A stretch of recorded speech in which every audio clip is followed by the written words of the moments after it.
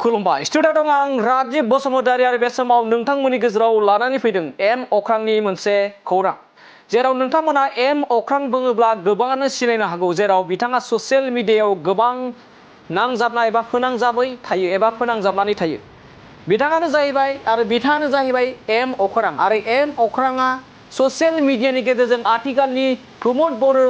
एबा प्रमद बर'नि दैदेननाय बिटिआर सरकारनिफ्राय गाव मोननाय मोननैखौ लानानै गोबां दान्थे बिदान्थे खालामनायखौ ससियेल मिडियानि गेजेरजों नुबोगासिनो जेराव नोंथांमोनाबो जुदि एम अख्रांनि ससियेल साइडआव थांनानै नायोब्ला बिथाङा गोबां मोननाय मोननैखौ लानानै आथिखालनि प्रमद बर' बिथांनि हेंथायै गोबां बाथ्रा बुंनायखौ नुनो मोनखागोन बेखौ लानानैनो आथिखालनि इउपिपिएल लाइमोन गांखंनि बुंथिगिरि रंगल बर' बिथाङा एम अख्रांनि सायाव गोबां मानि जाबसिननानै बाथ्रा बुंनाय नुदों जेराव रंगल बर'नि जाबायदि बाथ्रा बुंदों बिथांनि बुंनायखौ आबुं नोंथांनो एबा नोंथांमोननो आं फोरमायजोबनो हाया जेराव बिथाङा गोबां मानि बाथ्रा बुंदों एम अख्रांखौ बिथाङा ससियेल मिडियानि गेजेरजों बायदिसिना बुंनायनि सायाव अभार स्मार्ट होनना बुंदों एम अख्राङा सासे अभार स्मार्ट होननानै बाथ्रा बुंदों रंगल बर' बिथाङा एम अख्रांखौ बुंदों लोगोसे एम अख्रांखौ रंगल बर'आ बुंदोंदि एम अख्राङा सासे निसा मुवा लानानै एबा निसा मुवा जानानै गोबां बायदिसिना बाथ्रा बुङो जेराव सासे बिथाङा लुबिया सोदोबजों बाहायदों लुबिया सोदोब बाहायनानै बाथ्रा दान्थिदों एम अख्रांनि सायाव बे समाव फिन फोरमायबावोदि ससियेल साइटनि गेजेरजों एम अख्राङा आथिखालनि जा प्रमद बर'नि दैदेननाय इउपिपिएल सरकारनि सायाव गोजोननाय गैयै बाथ्रा बुङो बिटिआर गोजोन गोरोबथानि सायावबो गोबां मानि बाथ्रा बुंबोनायखौ नोंथांमोना बे ससियेल साइटनि गेजेराव मोनगोन आथिखालाव दुलाराय बर' फरायसा आफादा दिल्लीयाव बर' हारिनि हारिमुखौ सिनायथि होनो मुलुगनाङैनो एबा मुलुग दरबाराव सिनायथि होनो थाखाय बड'लेण्ड महोत्सब खुंनाय जादों जेराव महोत्सब बड'लेण्डनिफ्राय मोनसे फोरबो खुंनो थाखाय लाहार फाहार खालामनाय जादों फैगौ 15 आरो 16 खालाराव बेखौ लानानैबो गोबां दान्थे बिदान्थे खालामबोनायखौ बे समाव नुना मोननाय जादों बेनि अनगायैबो एम अख्राङा दि मोननो नांगौ सरकारनिफ्राय गोबां मोननाय मोनैखौ लानानै गोबां दान्थे बिदान्थे खालामदों दा बेखौ लानानै रंगल बर' बिथाङा सासे लुबैसुलास होननानै बाथ्रा बुंदों एम अख्रांनि सायाव आरो एम अख्राङा निसा मुवा लानानैसो बेफोरबायदि जाला माला बाथ्रा बुंनानै बुंदों रंगल बर' बिथाङा आरो बिथाङा गावनि आखायाव लानानै फोरमान होदों जे एम अख्राङा बिटिआर सरकारनिफ्राय थामहिनबा प्रमद बर'नि दैदेननाय इउपिपिएल सरकारनिफ्राय गोबां मानि रां मोनदों जेराव रां मोनब्लाबो बिथाङा अहानाय गैया होननानै बाथ्रा बुंदों एम अख्राङा मोनब्लाबो बिथांनि गोसो गोजोन होनो हाया जेसेबां होब्लाबो एम अख्रांनि गोसोखौ गोजोन होनो हाया होननानै रंगल बर' बिथाङा बिथांनि सायाव गोख्रों अजद दैखांदों बे समाव सिगाङावनो फोरमायखाबायदि रंगल बर'आ गोबां मानि सोदोबजों बाथ्रा दान्थिदों एम अख्रांनि सायाव जेराव रंगल बर' बुंनायनि बाथ्राखौ एबा रंगल बर'आ मा बाथ्रा बुंदों बेखौ आं नोंथांमोननि गेजेराव आबुं फोरमायनो हाया बे बुंनाय बाथ्राफोरखौ रंगल बर'निफ्राय जों आबुङै मिथिना लानि एम अख्रांनि सायाव माबायदि लुबैसुलानि बाथ्रा बुंदों मोननो लुबैनायनि बाथ्रा बुंदों जों रंगल बर' बिथांनिफ्राय जों आबुङै मिथिना लाग्रोनि लोगोसे सासे सुबुं जायनिखि जातीयताबादनि मुंखौ लानानै गेजेर गेजेर फेसबुकआव लिरलाबायनानै बर' हारिखौ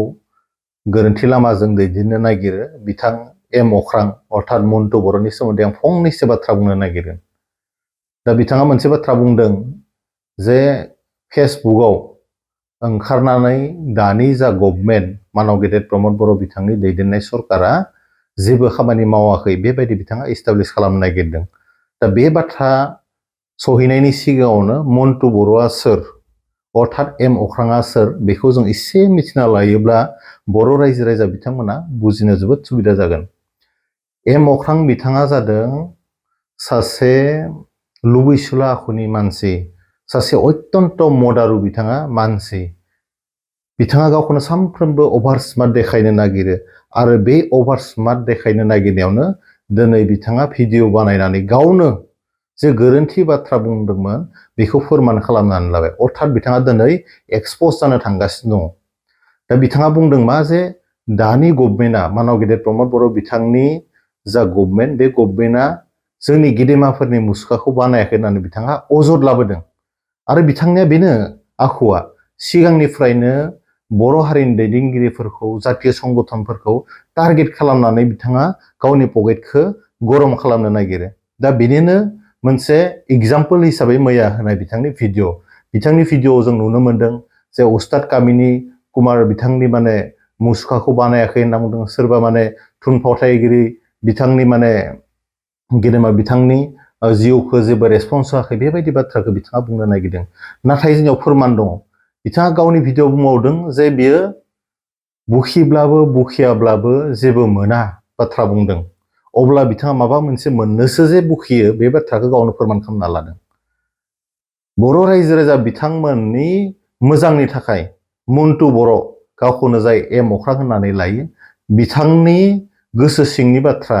बिथाङा जे डाबल स्टेन्डार्ड खालामबाय थायो बे बाथ्राखौ मोनथिहोनो थाखाय आं नोंथांमोननि सिगाङाव डकुमेन्टस श' खालामनो नागिरदों बिथाङा आसलते माबायदि मानसि फेसबुक पेजाव लिरदों जे बिथाङा लिरदों मोनसे बाथ्राखौ जे गावनि फैसाखौनो थाबैनो दिहुनना होनांगौ आच्छा गाव जुदि एसेबां मोजां मानसिब्ला बिथाङा मानो फेसबुकआव थाखा फैसा मोननायनि बाथ्राखौ बुंखो जोङो माने जोबोद गोनो गोथो जादों स्टप खालामथ' आंनि फेसबुक पस्ट मोनसे कमेन्ट सेसननि बाथ्रा बुंनो नागिरदों एम अख्रां बिथाङा जे गोदै गोदै बुंनानै बर' हारिखौ गेजेर गेजेर सिगिनो नागिरो बयखौबो ओंखारनो थाखाय खावलायो बिथाङा आसलते सोर बिथाङा दिनैनि जा फेसबुक पस्ट बेवहाय लिरदों फैसाया दिहुनना होदोलै बाथ्रा होनाय लेखा मा बावगोमाना थायो नों फंबायखौ बिदि मार्डार खालामथारनोसै नामा नों प्रमद बर'नि बाथ्रा लाना नोगोद दुखु मोनोलै आं सासे मोजां सासे सिभिल मानसि गावखौनो जाय सांग्रां नोगोरारि होनना बुङो बेयो कमेन्ट बक्सआव बिथाङा मा बुंदों थाखा फैसानि बाथ्रा बुंदों अर्थात बिथांनि जि मेन्टेलिटि बेसेबां माने गाहायाव सासे मानसिया फेसबुकआव अपेनलि थाखा फैसा सोरनियाबा बिनाया बेसेबां लासिं सिंनि बाथ्रा आरो जोङो बुंनानै मोजां मोनगोन बिथाङा गावनि भिडिअ बुंदों बुखिबाबो बुखियाब्लाबो जेबो मोना होननानै नाथाय बर' रायजो राजाफ्रा मोनथिनाया मोजां बिथाङा मोनदों आरो दायो बोरैबा गावनि गोरोन्थिनि थाखाय मोनै जानायनि थाखायसो बिथाङा बाथ्राफोरखौ एरखांनो नागिरदों बिथाङा दानि बिटिआर गभर्नमेन्टनिफ्राय खननै बिथाङा फाइनेन्सियेल एसिस्टेन्स बिथाङा मोनदों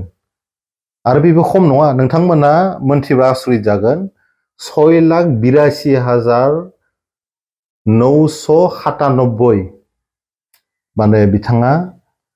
फैसा मोननो हादों बै समाव बेखौ बिथाङा मोननो हादों 6 एडिशन बुरखां 1 एक्ट प्लेनि थाखाय आरो बिथाङा बेवहाय केरियार काउन्सिलिंनिबो बाथ्रा बुंदों केरियार काउन्सिलिं खालामदोंना खालामाखै मोनथिया नाथाय बिथाङाथ' नारानि न'सो बानायो नारानि न'आव दा 6 लाख फैसा बोरै खरसा थांखो जों आसरित जायो दा बिनि बादैबो 6 लाखआथ' उन्दैसो जों बुंनो गोसो गैयामोन नाथाय बिथांनि थिफुदला आखुखौ बर' रायजो राजा बिथांमोना मोजाङै मोनथिनांगोन बेराफारसेथिं बिथाङा 12 लाख रायजो राजा बिथांमोना जुदि नांगौबा 12 लाख 7 एडिशन अफ बुरखां 1 एक्ट प्ले कम्पिटिशन वर्कशप काम केरियार काउन्सिलिं बेनि थाखायबो बिथाङा 12 लाख थाखा मोनदों 6 जों 12 जों बेसेबां जाखो एम अख्रां बिथांनियानो बर' रायजो राजा बिथांमोना सोंनानै ला बिथाङा जे बुंदों भिडिअआव बुखिबाबो बुखियाबाबो जेबो मोना होननानै दा बिथाङा जे 6 आरो 12 लाख थाखाखौ मोजाङै बाहायनो हायाखै हिजेनबा बिनि थाखायसो बिथाङा फैबाय थानाय समफोराव गाव राहा गोथे जाजानो गिनानै गावनि पकेटआ गुदुं जानाय नंलादां होनना साननानै बिथाङा मा खालामदों दिनै जोङो बिन'द ब्रह्म स्पर्ट्स एकाडेमि लुगासिनो दङ दिनै चिराङाव बिर सिलागांनि थाखाय मा खालामदों स्टेडियाम बानायगासिनो दङ बिर सिलागाङा सोर मिथिगौना बिएलटिनि गायसनगिरि दैदेनगिरि बिथांनि सोमोन्दै नोंथाङा थारैनो नलेज गैया हाग्रामा महिलारि बिथाङा गाव 17 बोसोर सरकार सालायनाय समाव मालाबाबो बिर सिलागांनि मोनसेबो मुसुखा बिथाङा बानायाखैमोन अब्ला नोंथाङा जे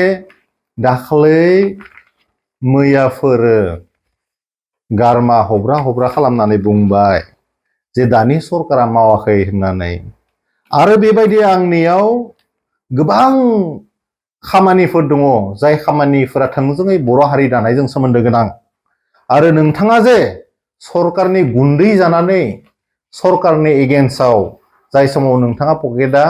खालि जायो बे समाव बे बाथ्राखौ दिनै बर' रायजो राजाया मिथिबाय दिनै मोजाङै मिथिबाय आंनियाव माखासे डकुमेन्टसफोर दङ जायफोर डकुमेन्टसखौ आं समजों लोगोसे बर' रायजो राजा बिथांमोननि सिगाङाव नोंथांखौ एक्सप'ज खालामनो थाखाय रेडि आरो नोंथाङा साननाय बायदि मानव गेदेर प्रमद बर' बिथांनि दैदेननायाव जों रावखौबो गुबुन सरकारफोर बायदि रावखौबो जों सिगियाबो धुमकिबो होआ आरो बिनि थाखाय जेबो प्रयजन जोंनियाव गैया जों नन भाइलेन्सखौ मोजां मोनो आरो मानव गेदेर प्रमद बर' बिथांनि दैदेननायाव 4 बोसोराव जोबोद सान्थि सोलिगासिनो दङ दा डक्टर भुपेन हाजरिका बिथांनि जा स्टेचु बानायनाय बेखौ लानानै नोंथाङा जोबोद खर' सानांगौ गैया जों बेजों लोगोसे जोङो बयबो हारिखौ अनो सिबियो बे बाथ्राखौ बुंदों बिदि होननानै जों गावनि हारिखौ बहाबा दोनथ'लांनो जोंनि हारिखौ नाख्रेबनो बिदि नागिराखै आरो बेजों लोगोसेनो जोङो जोंनि गेदेमा बिथांमोनखौ जोङो नेशनेल लेभेलाव स्टेट लेभेलाव लासै लासै इस्टाब्लिश खालामगोन मायबा मोनसे मोननोब्ला मायबा मोनसे होनांगौ बे बाथ्राखौ नोंबो मोजाङै मिथिगौ दिनै डक्टर भुपेन हाजरिका बिथांनि माबा मोनसे स्टेचु बानायनायाव दिनै बर' हारिया माबाफोर लस जागोन होननानै जों फोथाया आरो बेवहाय लस जानायनि जेबो बाथ्रा गैया दिनै जों गावनि हारिखौ जेरैखि जाया गेरेमसा माहारि दानो थाखाय सान हर मानव गेदेर प्रमद बर' बिथांनि नाजानायाव खालामगासिनो दङ नोंथाङा बेखौ लानानै सिन्था खालामनो गोनां गैया आरो नोंथां बायदि फोथाय खेबस' आरो लुबैसुला मानसिखौ जोंनो बर' हारि दानायाव 1%बो प्रयजन गैया माखासे जौ लोंग्रा मानसिफोर दङ जायफोरा हारियाव जोबोद कन्ट्रिबिउसन होयो नों बायदि सासे जौ फाग्लाखौ जों नुवाखैमोन जाय जाफा जानानै लाइ बिसिग्रा नोंथाङा जे हारिनि थाखाय माबा मोनसे फिउचार कन्ट्रिबिउसन होनो हागोन जों बेखौ फोथाया नोंथांनि मोजां जिउ गोजोन जिउखौ जों हास्थायदों लोंनायखौ अननानै एसे खम खालाम नङाबा मालाबा लिभार किडनिफ्रा डेमेज जानानै जुदि बोरैबा उसुबिदा जायोब्ला नोंथाङा सरकारनियावनो फैनानै माने एसे रांखान्थिनि मददखौ बिगोन बेखौबो आरो बोरैबा एसे लेट जायोब्ला नोंथाङा बेखौबो फेसबुकआव लिरलायगोन जों नोंथांखौ मदद होनो थाखाय अरायसम रेडि नाथाय नोंथांनि जा ब्लेकमेलनि राजनिति अननानै बेखौ एसे दोनथ'योब्ला मोजां मानोना एसेबां गिदिर सेक्रिफाइस होनाय हारिखौ न'आव गफबनानै लोंफबना जाफबना थाबा बोरै बाहेरनि बाथ्राखौ सरकारा जे खामानि मावदों हारि दानायनि खामानि मावदों बहा मिथिनो दिल्लीयाव थांनानै नेशनेल सेमिनार लाबाबो नोंथाङा लाजि मोनो बेराफारसेथिं बर'नि गेदेमाफोरखौ सिनाया होननानै बुंनो नागिरो नोंथाङानो दखनाव पस्ट खालामो दखन बर'नि गेदेमा बिथांमोनखौ लानानै बिथांमोनखौ पाब्लिसिटि खालामनो होननानै नेशनेल लेभेलाव इस्टाब्लिश खालामनो जेथिया बड'लेण्ड महोत्सबखौ खुंनो नागिरगोन नोंथाङानो फार्स्ट टाइम क्रिटिसाइज खालामगोन नोंथाङा गाव हाया एसे गुबुनखौ स्पेस हो सानफ्रोमबो नोंथाङा समाल'सना खालामनानै जे देरहानो हागोन बेखौ साननो नाङा बेराफारसेथिं कनकेश्वर नार्जारी स्पर्ट्स एक्सेलेन्सि जि एवार्ड खमसे खम 100 मानसिफोरनो 1 लाख रां होनाय जादों 100 जन मानसिफोरनो कनकेश्वर नार्जारी बिथांनि मुङाव बिथाङाबोथ' सासे बर'नि गेदेमामोन बिथांमोना बै समाव दुलाराय बर' फरायसा आफादनि गायसनगिरि दैदेनगिरि बिथांमोना नोंथाङा बेखौबो गोसोआव लाखिनाया मोजां बर'नि जारिमिनखौ नोंथाङा एसे फरायनानै नाय बेराफारसेथिं मार्टियार सुजित नार्जारी मेम'रियेल अडिट'रियाम खमसे खम 40टा समस्तिफोराव बानायगासिनो दङ आरो बे माने 1 कौटि रांजों खम रांजों नङा 1 कौटिजों जोबोद मोजां जागोन नोंथाङा बुंलायगोन जे बर'नि गेदेमा बिथांमोनखौ सनमान होआखै होननानै सुजित नार्जारीया बड'लेण्डनि गिबिसिन मुंख्लं नोंथाङा बेखौ गोसोआव दङना गैया जुदि गोसोआव गैयाबा अननानै नोंथाङा लिरना ला ना कलमखौबो फिदिंनो हाला लोंनानै आखाइ खमफिननाय जाबाय नामा जायाखैदां जायाखैबा थिगानो दं मबाइलाबो नट खालामना ला आरो आं बुंबावनो नागिरदों नोंथांनि बेटार नलेजनि थाखाय इनफरमेशना गेप जादों नोंथाङा सिं पलिटिक्स खालामबाय थादोंथ' बेनि थाखायनो आं बुंनो नागिरदों दिनै सुबुंथिनि थान्दै बिनेश्वर ब्रह्म बड'लेण्ड नलेज सेन्टारा 204 जायगायाव दिनै बिटिआरआव गायसनजागासिनो दङ नोंथाङा मोनथिनानै ला नोंथांखौ बेनिखायनो आं बुंनो गन्थङाव हमनानै जों फिदिंगोन होननानै गेजेर कास्टम बसुमतारियाबो जानला मानला बाथ्रा बुङो नोंथां बायदिनो बेनिखायनो नोंथांखौ गन्थङाव कास्टमखौ खोमायाव हमना फिदिंनो नागिरदों जोङो मोजांनो आरो नोंथाङा बेखौ एटाक खालामनाय होनना साननो नाङा बिदा हिसाबै जों खावलायनो नागिरदों नोंसा एसे स्टाडि खालामनांगौ बाथ्राफोरखौ सरकारा मा मावदों मावाखै गावनि पकेटआ खालि जाबानो सरकारखौ रायनाय स्वभावखौ बादायनांगो आरो नोंथाङा जायनिफ्राय थाखा फैसा मोनदोंबा जाय गुरुआ नोंथांखौ माने थिनदोंब्ला बिथाङा माबायदि मानसि जुदि मोनदोंब्ला एसे स्टाडि खालामनानै नाय कुइसन गैया बेयाव जे बड'फा इउएन सुपार 50 मिशन लादों नोंथांनि मुंखौबोथ' लानो हायोमोन नोंथांनि मुंखौ मानो लानो नोंथाङा जातीय कन्ट्रिबिउसनानो गैयाब्ला नोंथाङा बेराफारसेथिं बुंदों माने बर'नि गेदेमाफोरखौ दानि सरकारा सनमान होआखै होननानै अब्ला बियो बड'फा उपेन्द्रनाथ ब्रह्मआ बर' हारिनि बिफा नंगौना नङा बे बाथ्राखौबो नोंथाङा बावगारलांबाय नामा जोबोद दुखु नाङो नोंथांनि बाथ्राफोरखौ दिनै जोंनि मानसिफोरा UPSCनि कचिं खालामगासिनो दङ मोनथिबायना आरो बेनि जि साक्सेसफुल जि रेट माने साक्सेसफुलनि जिथु रेट बेयो जोबोद मोजां दिनै मेडिकेल एन्ट्रेन्सनि थाखाय जोंनियाव फरायसाफ्रा रेडि जागासिनो दङ APSCनि थाखाय रेडि जागासिनो दङ मोनथिबायना दिनै मेडिकेल एग्जामिनेशननि थाखाय जोंनि फरायसा बिथांमोना रेडि जागासिनो दङ जेनि कचिं लागासिनो दं बिथांमोना इन्जिनियारिं एन्ट्रेन्सनि थाखाय कचिं लागासिनो दं बिथांमोना दावगालांगासिनो दङ थांनाय 2024आव 49 जन फरायसाफोरा जोबोद मोजाङै बेखौ क्रेक खालामनो हादों बेयो कि मोनसे साक्सेसनि रेट नङा नामा बेबोथ' मोनसे साक्सेसनि रेट बिनि सिगां समफोराव जोंनि मानसिफ्रा सिभिल सार्भिसफोराव बेसेबां उथ्रिसारनो हायोमोन बेसेबां हायोमोन आरो माखासे कम्पिटिटिभ एग्जामफोराव जोंनि मानसिफ्रा बेसेबां बाहागो लायोमोन दिनैथ' खमसे खम बाहागो लादों बेयाव जे UN ब्रह्म बिथांनि मुंखौ होबाय नोंथाङा मानो लाजि मोनदों बेनि थाखायथ' नोंथाङा खमसे खम मानगिरि प्रमद बर' बिथांखौ बाख्नायनांगोन नोंथाङा मानो बाख्नायनो बादों नोंथांनि गुरुआ सानफ्रोमबो नोंथांखौ जिथु नेगेटिभ फोरोंबाय थादों आरो नोंनि मदारु गोसोआ जौ फाग्ला गोसोआ मालाबाबो मोजां बाथ्रा साननो हाया बेनि थाखाय नोंथाङा सानफ्रोमबो अप'ज खालामनानै मोजां मोनो आरो खालामबाव नोंथाङा जेरैबायदि बुंदों जे बर'नि भारत दैदेनगिरि थुनफावथायगिरि बिथांमोनखौ दानि सरकारा रेसपन्स होआखै होननानै डक्टर बासिराम बड' डक्टरेल स्कलारशिप प्रग्राम बेखौ जि खालामबाय बियो मा डक्टर बासिराम बड' बिथाङा सोर बिथाङा फार्स्ट डक्टरेट डिग्री हल्डार बर' हारिनि नोंथाङा मोनथिगौ ना नोंथाङा बेखौ बावगारबाय जानो हानाय एसे लोंनायखौ खम खालामबा नोंथांनि मेम'रियाव बाथ्राफ्रा गोसोआव थागोन नाथाय नोंथांनाव दायो गोसोआव थाला बेफोरो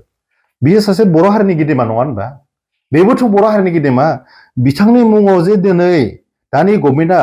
PhD स्टाडि खालामनाय प्रग्राम खालामदों बिथांमोनखौ जे मदद होनो दावगादों बे बाथ्राखौ नोंथाङा मानो बावगारदों आरो आंनियाव माखासे डकुमेन्टस दंबावो दिनै बिथां अख्राङा टेनसनावनो लोंनानै गोग्लैना थागोन मानोना बिथाङा सानदोंमोन जे दानि गभर्नमेन्टआ थारैनो बिथाङा साननाय बायदि खामानि मावमाराखै नामा गावखौ अभार स्मार्ट देखायनानै दिनै बिथाङा गाब्रबाय आरो गोबां बाथ्राफोर दङ नोंथाङा जि बाथ्राखौ सोङाखै आं बेखौबो बुंनो नागिरदों जे नोंथाङा बुंदों दानि सरकारा जेबो मावाखैनो अख्रां नोंथाङा दसे सम आंखौ लोगो हम नोंथाङा बै समाव सरकारनिफ्राय गुन्दै जानो थाखाय आंखौ लोगो हमदोंमोन बे बाथ्राखौ आं बुंनाय नङा नोंथाङा मा जायगायाव फन खालामनानै आंखौ लोगो हमदोंमोन बे बाथ्राखौ आं दिनै बुंनो नागिराखै नोंथांनि जि थिफुदला आखु बेनो नोंथांखौ दिनै दोबै होबाय अख्रां नोंथां आरो बर' रायजो बिथांमोना दिनै खोनासंनाया मोजां मोनथिनाया मोजां जे अख्रां होननाय मानसिया मार बेसेबां लुबैसुला गावनि सार्थ'आ जाफुङाब्ला जे बिथाङा मा लेभेलसिम थांनो हागौ बिथाङा बुंदों जे सोरबा बिथांखौ एटाक खालामनो हागौनो मानगिरि प्रमद बर' बिथांनि सरकाराव रावखौबो एटेक खालामनाय नजिर गैया नोंथांमोननि गुरुआ जाय समाव BPF सरकाराव दङमोन बिथांनि समावसो जों खोनानो मोन्दोंमोन मानसिफ्रा जिउ जोबदोंनो बहाबा जातिगत संघर्ष जादोंनो बहाबा बर' जादोंनो खिन्थु जों मानगिरि प्रमद बर' बिथांनि दैदेननायाव दिनै 4 बोसोराव जोंनि गेजेराव बर' हारिनि गेजेराव गुबुन हारिनि गेजेराव मोनसेबो दाङाबाजि जों नुनो मोनाखै दा बाथ्राया जाबाय 21टा जोंनि ट्रेडिशनेल कालचार GI रेजिस्ट्रि खालामबाय जायफोरा जोंनि दोरोङारि गाननाय जोमनाय जानाय लोंनाय जायफोरखौ बर'फ्रा आगोलनिफ्रायनो गानो जोमो जोंनि हारिमु जोंनि जानाय लोंनाय बेफोरखौ मानगिरि प्रमद बर' बिथांनि दैदेननायावनो जादों नोंथाङा नेटआव एसे सार्च खालामना नायब्ला मोनथिगोन नोंथाङा सानफ्रोमबो गाज्रि गाज्रि नेगेटिभ बुस्थुफोरखौ नायो खोमा बेनिखायनो नोंथांनि जि मेन्टेलिटि जोबोद चिप जालांदों एसे पजिटिभ बाथ्राखौ नाय आरो बे जिआव मा जादों बेखौ नोंथाङा मोजाङै गोसोआव लाखि मिथिबायना जिअग्राफिकेल इन्डिकेसन जि जाबाय बेनि सोमोन्दैबो नोंथाङा एसे नलेज लानाया मोजां मानोना बेबो बर' हारिनि मोनसे मोजां खामानि बेबो जाति दानायनि खामानि नोंथाङा बे बाथ्राखौ बावगारनाङा अख्रां नोंथां बेखौ बावगारनाङा नोंथाङा जौ लोङो होनानै फेसबुकआव नोंथांनि बायदि माने अपेनलि फेसबुकआव जौखौ होनायाबो अबयसे बारा मोजां केरेक्टारखौ नोंथांखौ देखायाखै नोंथाङा गावखौनो सानफ्रोमबो माने हिर' बुंनानै लानो नागिरो नाथाय नोंथाङा सासे बिग जिर' नोंथाङा मालाबाबो लाइफआव लिडार मानिबोआखै मोजां लिडार मानिबोआखै नोंथाङा सासेबो गुरु मानिबोफेराखै आरो नोंथांनि जि अक्रामी बे अक्रामीयानो नोंथांखौ दोबैलांगासिनो दङ लोगोसे नोंथांनि मोजांनि थाखाय बुंनो नागिरदों बड'फा उपेन्द्रनाथ ब्रह्मनि मुङाव जे सुपार 50 मिशन होगासिनो दङ more than 382 फरायसाफ्रा दिनै गभमेन्टनिफ्राय थोंजोङै बेनिफिटेड जागासिनो दङ गोरिबसे गोरिब फरायसाफ्रा दिनै कचिं मोनगासिनो दङ दिल्लीयाव कचिं मोनदों क'क्राझाराव मोनदों गुवाहाटीयाव मोनदों बेयावथ' नोंथाङा जेबो कन्ट्रिबिउसन गैया फायोमोनब्ला बेफोर कागजआ मा बेफोर डकुमेन्टसा मा बेफोर डकुमेन्टसा मा बे डकुमेन्टसा आं बुजिनायाव अख्रां बिथांनियावबो दङ लोगोसे बिथाङा बुंदों जेनो दानि गभमेन्टआ जेबो खामानि मावाखै आं बुंनो नागिरदों उपेन्द्रनाथ ब्रह्मनि मुसुखाजों लोगोसे गथ'साफोरनि थाखाय गेलेग्रा पार्कखौ गसाइगाव क्लक टावार साखाथियाव मुखुबै लुफुंगासिनो दं आरो बेल' नङा बर'फोरनि गेजेराव सानै नांजाबलायनाय गंनै गामियाव बामोनखुरा आरो गयबारि जोनोम मोननाय उस्ताद कामिनी कुमार नार्जारी आरो जोहोलाव नीलेश्वर ब्रह्म बिथांमोननि मुसुखाजों लोगोसे पार्कखौ बामोनखुरा गामियाव लुफुंगासिनो दङ बिथाङा जे बुंदोंमोन बिथाङा मा बुंदोंमोन मैयानि भिडिअ'आव उस्ताद कामिनी कुमार नार्जारी आरो जोहोलाव नीलेश्वर ब्रह्म बिथांमोनखौ दानि गभमेन्टआ रेसपन्स होआखै होनना जे बुंदोंमोन अब्ला बेयो मा बिथांखौ आं खावलायदों बिथाङा सासे लाजि गैयै मानसि नालाय बिथांखौ जोङो गन्थं हमनानै बोनानै लाबोगोन गसाइगावसिम फैनानै जाहाथे बिथाङा नायथों आरो बिनि बादैबो बिथाङा जाय बाथ्राखौ सोङाखै बिथाङा भिडिअनि लास्टआव बुंदों बिटिसिनि स्ट्रेंथखौ लाखिनांगोन नोंथाङा जे बर' हारिनि बाथ्रा बुंदों नोंथाङा सानदों नामा बिटिसिआवल'सो बर' दङ होननानै बिटिआरनि बायजोआवबो जे बेसेबां बर'फोर दङ नेपालाव दङ बांलादेशआव दङ एनादार काउन्ट्रिफोरावबो जे बर' मानसि दङ बहुबाव जे बर'फोरा गोसारना दङ बे बाथ्राखौ नोंथाङा मानो बावलांदों दिनै मोनबाल' दृष्टिआव बर'फोरा दङ होनना नोंथाङा मानो सानदों नोंथाङा 15-20 लाख बर'फोरनि बाथ्राखौ मानो बावगारदों नोंथाङा ना गेजेर गेजेर लोंबाथाय नोंथांनि खर'आ गुदुं जानानै मेम'रिया एसे लस जायो नामा किसुमान मानसिफोर दङ अबसे जायफ्रा माने सर्ट टार्म मेम'रि लस होननानै बुङो दा नोंथाङा सासे जौ फाग्ला मानसिया बर' हारिखौ बोरै दैदेननो नागिरदों बाथ्राया बेसो आरो नोंथाङा सोरनि थुनज्लायनायाव बेखौ लिरगासिनो दङ जों मोजाङै मिथिगौ नोंथाङा बे बाथ्राखौ गावनो एक्सप'ज खालामना लागोन नोंथाङा सोर सासे लुबैसुला खांखुवा दैदेनगिरिनि आन्दाराव खामानि मावगासिनो दङ सोरनिफ्राय नोंथाङा अक्सिजेन लानानै खामानि मावगासिनो दङ बर'नि दैदेनगिरि बिथांमोनखौ नोंथाङा समालोचना खालामगासिनो दङ नोंथाङा बर'नि दैदेनगिरि बिथांमोनखौ बर'नि जातीय संगठनफोरखौ सोरनि थुनज्लायनायाव समालोचना खालामगासिनो दङ क्रिटिसाइज खालामगासिनो दङ जों मोजाङै मिथिगौ दिनै नोंथाङा 4 बोसोरनि जा गभर्नमेन्ट बेयावनो गासैबो बाथ्राखौ मानो जाजानो लुबैखो थांनाय 17 बोसोराव नोंथांनि गुरुआबो अबयसे बे सरकारावनो दङमोन बे गुरुनि बाथ्राखौ नोंथाङा बावगारलांबाय नाथाय नोंथाङा बिथांखौ गेजेर गेजेर फेसबुकआव जोबोद बाख्नायो आं दिनै मुंखौ बुंथ'ला बारा बुंबाथाय बिथाङा लोंनानै गोग्लैना थागोन माने टेनसनखौ डाइजेस्ट खालामनो हानाय नङा जोङो बिन'द ब्रह्म स्पर्ट्स एकाडेमि लुगासिनो दङ दिनै चिराङाव बिर सिलागांनि थाखाय मा खालामदों स्टेडियाम बानायगासिनो दङ बिर सिलागाङा सोर मिथिगौ ना बिएलटिनि गायसनगिरि दैदेनगिरि बिथांनि सोमोन्दै नोंथाङा थारैनो नलेज गैया हाग्रामा महिलारि बिथाङा गाव 17 बोसोर सरकार सालायनाय समाव मालाबाबो बिर सिलागांनि मोनसेबो मुसुखा बिथाङा बानायाखैमोन। अब्ला नोंथाङा जे दाखालै मैयाफोर गारमा हब्रा हब्रा खालामनानै बुंबाय जे दानि सरकारा मावाखै होननानै, आरो बेबायदि आंनियाव गोबां खामानिफोर दङ जाय खामानिफोरा थोंजोङै बर' हारि दानायजों सोमोन्दो गोनां। आरो नोंथाङा जे सरकारनि गुन्दै जानानै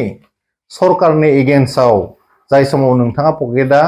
खालि जायो बे समाव राय बे बाथ्राखौ दिनै बर' रायजो राजाया मिथिबाय, दिनै मोजाङै मिथिबाय। आंनियाव माखासे डकुमेन्टसफोर दङ जायफोर डकुमेन्टसखौ आं समजों लोगोसे बर' रायजो राजा बिथांमोननि सिगाङाव नोंथांखौ एक्सप'ज खालामनो थाखाय रेडि। आरो नोंथाङा साननाय बायदि मानब गेदेर प्रमद बर' बिथांनि दैदेननायाव जों रावखौबो गुबुन सरकारफोर बायदि रावखौबो जों सिगियाबो धुमकिबो होआ, आरो बिनि थाखाय जेबो प्रयजन जोंनियाव गैया। जों नन भाइलेन्सखौ मोजां मोनो आरो मानब गेदेर प्रमद बर' बिथांनि दैदेननायाव 4 बोसोराव जोबोद सान्थि सोलिगासिनो दङ। दा डक्टर भुपेन हाजरिका बिथांनि जा स्टेचु बानायनाय बेखौ लानानै नोंथाङा जोबोद खर' सानांगौ गैया। जों बेजों लोगोसे जोङो बयबो हारिखौ अनो सिबियो बे बाथ्राखौ बुंदों। बिदि होननानै जों गावनि हारिखौ बहाबा दोनथ'लांनो, जोंनि हारिखौ नाख्रेबनो बिदि नागिराखै। आरो बेजों लोगोसेनो जोङो जोंनि गेदेमा बिथांमोनखौ जोङो नेशनेल लेभेलाव स्टेट लेभेलाव लासै लासै इस्टाब्लिश खालामगोन। मायबा मोनसे मोननोब्ला मायबा मोनसे होनांगौ, बे बाथ्राखौ नोंबो मोजाङै मिथिगौ। दिनै डक्टर भुपेन हाजरिका बिथांनि माबा मोनसे स्टेचु बानायनायाव दिनै बर' हारिया माबाफोर लस जागोन होननानै जों फोथाया, आरो बेवहाय लस जानायनि जेबो बाथ्रा गैया। दिनै जों गावनि हारिखौ जेरैखि जाया गेरेमसा माहारि दानो थाखाय सान हर मानब गेदेर प्रमद बर' बिथांनि नाजानायाव खालामगासिनो दङ। नोंथाङा बेखौ लानानै सिन्था खालामनो गोनां गैया। आरो नोंथां बायदि फोथाय खेबस' आरो लुबैसुला मानसिखौ जोंनो बर' हारि दानायाव 1% प्रयजन गैया। माखासे जौ लोंग्रा मानसिफोर दङ जायफोरा हारियाव जोबोद कन्ट्रिबिउसन होयो। नों बायदि सासे जौ फाग्लाखौ जों नुवाखैमोन जाय जाफा जानानै लाइ बिसिग्रा। नोंथाङा जे हारिनि थाखाय माबा मोनसे फिउचार कन्ट्रिबिउसन होनो हागोन जों बेखौ फोथाया। नोंथांनि मोजां जिउ गोजोन जिउखौ जों हास्थायदों। लोंनायखौ अननानै एसे खम खालाम, नङाबा मालाबा लिभार किडनिफ्रा डेमेज जानानै जुदि बोरैबा उसुबिदा जायोब्ला नोंथाङा सरकारनियावनो फैनानै माने एसे रांखान्थिनि मददखौ बिगोन। बेखौबो आरो बोरैबा एसे लेट जायोब्ला नोंथाङा बेखौबो फेसबुकआव लिरलायगोन। जों नोंथांखौ मदद होनो थाखाय अराय सम रेडि। नाथाय नोंथांनि जा ब्लेकमेलनि राजनिति अननानै बेखौ एसे दोनथ'योब्ला मोजां। मानोना एसेबां गिदिर सेक्रिफाइस होनाय हारिखौ नोंथां बायदि सासे मानसिया मिसलिड खालामनायनि मोनबो अधिकार गैया। Thank you.